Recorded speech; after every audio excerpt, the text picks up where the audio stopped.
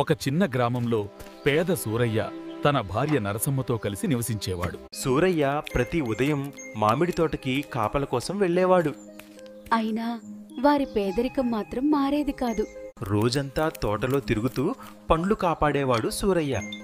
ఆ రాత్రి తోట నిశ్శబ్దంగా ఉండగా సూరయ్య కళ్లకు నిద్రజారుతున్నది. అయితే ఆకాశంలో ఏదో వెలుగు మెరుస్తూ కనిపించసాగింది. అది సాధారణ వెలుగు కాదు, ఏదో ఆధ్యాత్మికంగా మెరిసింది. ఆకాశం నుండి దిగుతూ తెల్లని రెక్కలతో ఉన్న అద్భుతమైన తెల్ల ఏనుగు నెమ్మదిగా తోటలో దిగింది. దాని రెక్కలు మృదువుగా మూయాయి. తిన్నాక ఏనుగు మళ్లీ తన మహారెక్కలను విప్పింది. నెమ్మదిగా ఆకాశంలోకి ఎగబాకడం మొదలైంది. ఆ మహా ఏనుగు ఆకాశంలోకి ఎగిరిపోతూ మాయా వెలుగులను వెదజల్లింది. ఆ వెలుగు మేఘాల్లో కలిసిపోయి రేయి మళ్లీ నిశ్శబ్దమైంది. ఆ అద్భుతం చూసిన వెంటనే సూరయ్య పరుగెత్తుకుంటూ ఇంటికి బయలుదేరాడు.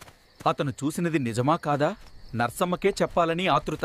ఇంటి దగ్గరకు చేరిన వెంటనే సూరయ్య గుమ్మం తట్టాడు. నర్సమ్మ, నిద్రలేచమ్మా, నేను చూసింది అద్భుతం. నర్సమ్మ, మన తోటకు తెల్లటి రెక్కల ఏనుగొచ్చింది. నిజంగానే అంటున్నావా సూరయ్య?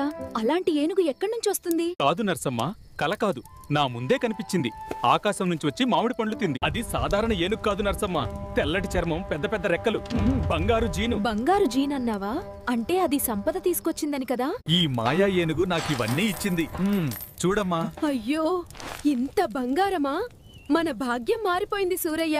సూరయ్య, రేపు నేను కూడా వస్తాను. ఆ ఏనుగు మళ్ళీ కనిపిస్తే ఇంకా ఎక్కువ బంగారం తెచ్చుకుందాం. అయ్యో, ఆలోచించొద్దమ్మా, అది దైవం. లేదండి, నేనొస్తాను. ఇలా 1-2 తీసుకున్నా ఏమవుతుంది? ఎంత బంగారం ఉందో చూడాలి. నర్సమ్మ, దయచేసి లోభం వద్దమ్మా, విను నా మాట. తదుపరి రాత్రి సూరయ్య మళ్లీ తోటకు బయలుదేరాడు. కాని ఈసారి నరసమ్మ కూడా రహస్యంగా వెంటబడింది. మళ్ళీ ఆ దేవతా ఏనుగు ఆకాశం నుంచి దిగివచ్చింది. సూరయ్య భయంతో వెనక్కి జారగా అది తోటని దీవిస్తూ మామిడి చెట్లపై మాయా కణాలు చల్లింది. ఏనుగు మామిడి పండ్లు తింటూ ప్రశాంతంగా ఉన్నది. అరే నర్సమ్మ, ఆపమ్మా, దగ్గరికి వెళ్ళొద్దు. దొరికింది. నువ్వు ఎగిరినా నేను వస్తాను. నర్సమ్మ, తోక వదిలేయమ్మా, పడిపోతావు. అయ్యో, చేతులు జారిపోతున్నాయి. ఊపిరి బిగపట్టి వేలాడుతూ ఆమెకు భయం నిండిన క్షణం. దేవుడా, పడిపోతున్నా.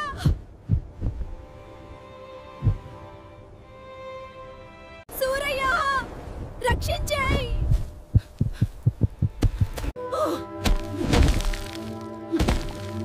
తాను పురాణం అనుకున్న చోట దొరికింది మాత్రం మామూలు గుమ్మడికాయలు. నర్సమ్మ, బావున్నావా? ఎక్కడైనా గాయమైందా? నేనెంత పెద్ద తప్పు చేశానో ఇప్పుడే అర్థమవుతోంది సూరయ్య. ఇకపై నేను అత్యాశతో పనిచేయను సూరయ్య, నన్ను క్షమించు. మనిషికి ఉన్నదాంట్లో సంతృప్తి చాలుతుంది.